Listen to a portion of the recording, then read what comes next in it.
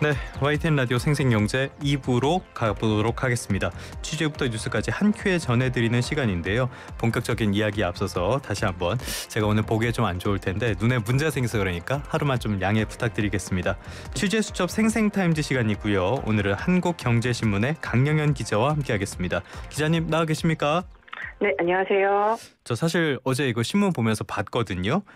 롯데그룹에서 직무급제를 도입하기로 했다는 소식 한국경제신문에서 나왔던데 이게 뭐 직무급제가 일단 뭡니까?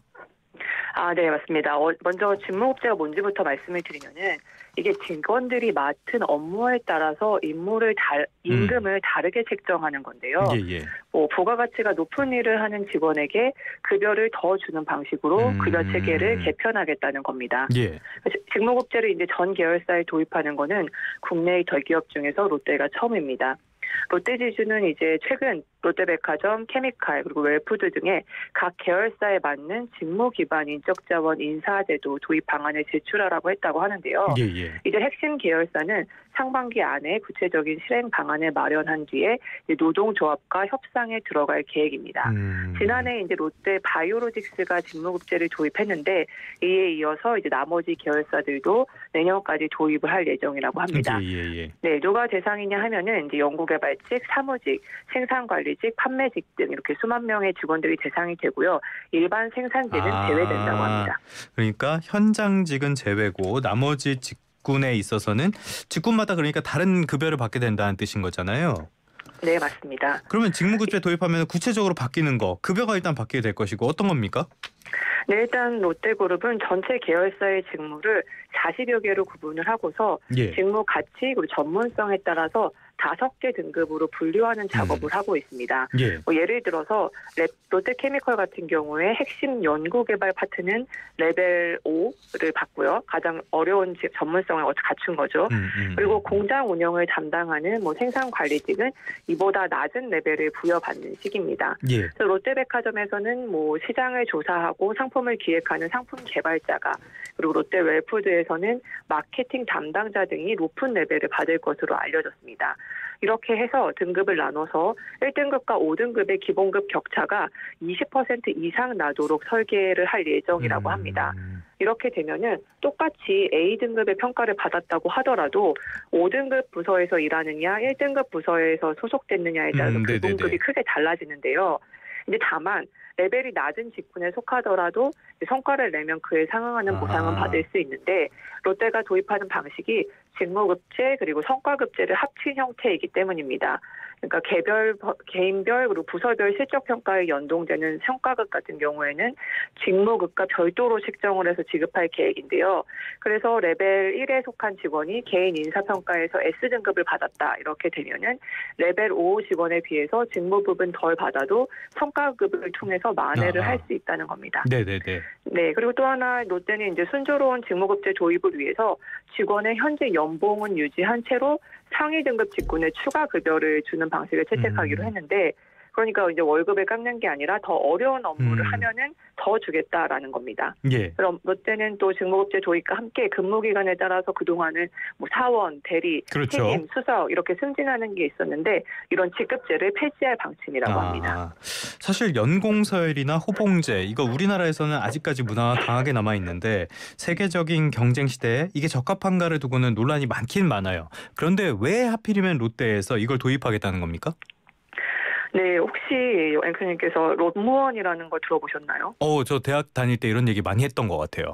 요즘도 이런 말 쓰나 보죠, 이거? 네, 아직도 쓰는 것 같습니다. 그래서 롯데 플러스 더하기 이제 공무원을 뜻하는 단어가 롯무원이라고 하는데 국내 주요 대기업 인사 담당자들이 롯데 그룹 직원을 이렇게 부른다고 합니다. 그러니까 아무래도 임금 체계나 기업 문화 또 업무 강도 측면에서 롯데가 공무원만큼이나 보수적이다 이런 이유 때문인데요. 그래서 롯데 같은 경우에는 국내 주요 기업 중에서는 가장 늦은 2018년에 연봉제를 도입을 했습니다. 하지만 이 연봉제 도입 이후에도 연차에 따라서 임금이 결정되는 연공서열 시스템이 크게 바뀌지 않았다고 합니다. 또 스스로 그만두지 않는 이상 정년까지 다닐 수 있는 분위기도 그대로라고 하는데요. 또 사실 최근에 뭐 다들 아시겠지만 롯데그룹 같은 경우에는 이제 유통, 화학 이런 주력 사업의 부진으로 유동성 위기설에도 휩싸인 적이 있기 때문에 이런 상황에서 이렇게 그 직무급제 도입을 통해서 인사제도를 개편해야겠다라고 생각을 한 것으로 보입니다. 이렇게 공무원과 같은 급여 시스템을 직무급제로 바꾸어서 소위 일하는 문화를 만들지 않으면은 지금과 같은 어려움을 돌파하기 어렵다고 본 것인데요. 롯데그룹은 지난해 롯데케미컬 그리고 롯데면세점 주요 계열사들의 실적 부진으로 인해서 비상경영 체제에 돌입을 했습니다. 또 일부 계열사 같은 경우에는 자산 희망퇴직을 신청을 받기도 했고요. 또 자산 매각 작업도 한창인데 롯데케미컬은 이제 파키스탄 자회사를 1,275억 원에 그리고 또 일본 화학사 의 지분을 또 2,750억 원에 매각을 하기도 했습니다.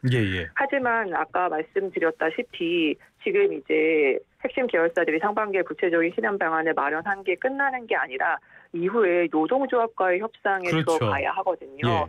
그래서 지금 노조를 중심으로는 이 직무급제 도입에 반대하는 목소리가 작지 않은 것으로 전해져서 안착할지 여부는 조금 더 지켜봐야 할 것 같습니다. 뭐 기업 상황이 안 좋고 또 기업의 이런 뭐랄까요 공무원적인 그런 문화가 있다면은 뭐 분명히 바꿀 필요는 있을 것 같은데 이런 것들을 노조에서 쉽게 받아들이기는 또 어려운 것도 현실일 것 같습니다. 그렇기 때문에 제도 안착의 관건이 노조다 이런 이야기도 나올 것 같은데요. KDI라든지 다른 곳에서는 이런 직무급제 도입이 필요하다 이런 보고서도 나오고 있나 봐요. 네, KDI 보고서가 최근에 나왔는데요. 우리 사회가 이제 고령화에 따라서 평균 소비 성향이 하락하고 있는데 이것이 노동시장의 구조적인 문제에 기인한 것이다라고 분석을 한 겁니다. 이제 기대 수명 증가에도 생애 주직장 퇴직 연령에는 큰 변화가 없는 상황인데 퇴직 후에 상대적으로 소득이 낮고 또 불안정한 일자리에 종사하게 될 가능성을 대비해서 저축 성향이 상승하고 소비 성향은 하락했다는 건데요. 한마디로 노후가 불안하니까 지금 현재 소비를 많이 줄이고 있다고 하는 겁니다. 그래서 이를 완화하기 위해서는 대책이 필요한데 이를 위해서 연공 서열학의 경직적인 임금 구조를 개선하고 중무 그리고 성과 중심의 임금 체제를 강화해야 한다. 그리고 이를 통해서 정년퇴직 이후에 재고용 제도를 활성화하는 등의 이제 노동시장의 마찰적 요인을 해소해야 한다고 지적을 했습니다. 이렇게 해서 고령층의 노동 수요를 확대해야 한다는 건데 이렇게 고령층이 노동을 많이 하게 되면 아무래도 그 저축 성향이 조금 더 낮아지고 소비 성향이 좀 커질 수도 있겠죠. 이렇게 또 고령 인력을 적절하게 활용할 경우에 이제 저출생 그리고 고령화에 따른 잠재 성장률 하락 압력을 또 부분적으로 상쇄할 수 있을 것이다 이렇게 기대를 했습니다. 사실 우리 경제를 오래 봤던 분들 노동 유연성 높여야 되고 이걸 통해서 생산성 역시 개선해야 된다 이런 말씀들은 뭐 다들 입이 닳도록 했던 이야기긴 한데 대선 후보들 사이에서도 이 이야기가 나올 것 같아요. 어떤 이야기들 나오고 있습니까? 네, 대선을 앞두고도 이런 관련 논의가 화두 위에 올랐는데요. 국민의힘 대선 후보들을 중심으로 해서 연공서열 기반의 기존 임금 체제를 직무 그리고 성과 중심으로 바꿔야 한다는 주장이 잇따르고 있습니다. 또 법정 정년 연장을 대선 공약으로 검토하고 있는 이제 더불어민주당 내부에서도 임금 체제 개편 병행이 필요하다는 목소리가 나왔는데 먼저 민주당 같은 경우에는 이제 정년 연장과 관련해서 최근에 이제 청년들의 의견을 듣는 자리가 있었는데 민주당이 추진하는 이제 정년 연장의 임금 체제 개편이 반드시 전제되어야 한다라는 주장이 쏟아졌다고 합니다. 그러니까 노동계가 지지 기반인 민주당 내에서도 기존의 임금 체제를 유지하면서 정년을 연장하는 게 기업에 막대한 부담을 지우는 만큼 지속 가능하지 않다는 의견이 적지 않은 상황인데요. 그러니까 정년만 연장하는 거는 이건 안 된다. 네, 맞습니다. 알겠습니다. 그리고 국민의힘 같은 경우에는 또 아예 그 임금 체제를 직무 성과급제로 개편하자는 입장인데 연차에 상관없이 맡은 직무에 따라서 임금을 주는 대신에 이제 정년을 유연화하자라는 게 당의 공식 입장입니다. 그래서 국민의힘 대선 후보들도 직무 성과급제 도입에는 대부분 긍정적이라고 합니다. 뭐 예를 들어서 김문수 후보 같은 경우에는 고용노동부 장관 시절인 지난 2월에 국회에서 열렸던 노동개혁 토론회에서 연공급 임금 체제 그리고 수시 경력직 채용 문화, 기성세대 중심의 노동조합 사업 활동이 이제 청년 일자리를 더 어렵게 하고 있다라고 하면서 정년 연장 논의는 반드시 임금 체제의 개편과 연동되어야 한다고 주장을 했고, 또 한동훈 후보 같은 경우에도 최근 신문 인터뷰에서 연공서열 중심의 임금 체제를 그대로 두고 법정 연령만 정년만 높이는 것은 절대 안 된다라고 했습니다. 이런 상황이라서 대선 국면에서 이제 직무급제 관련된 논의가 활발할 것으로 전망이 되고 있습니다. 하긴 청년층 입장에서는 일 못하고 뭐 여전히 주판 같은 거 쓰고 엑셀 같은 거 못하고 이런 분이 자기보다 급여를 몇 배 받는다 그러면 굉장히 화나고 그럴 것 같기는 해요. 이런 직무급제 도입에 대해서 기자님 개인적인 생각은 어떠세요? 뭐 주판까지는 아니지만 예. 요즘 엑셀을 쓰셔야죠. 예. 네, 아무래도 요즘 같은 경우에는 이제 잡 중심이 아니고 스킬 중심으로 인력 체제가 많이 개편이 되었다고 하잖아요. 워낙 빠르게 시스템이라든지 경제 체제가 바뀌고 있기 때문에 그에 맞는 스킬을 연마하는 게 중요한데 그 스킬의 연마를 좀 강화하고 좀 독려하기 위해서는 이렇게 직무에 따라서 약간 인센티브를 지급하는 방향으로 가는 것은 바람직하지 않을까라고 생각을 합니다.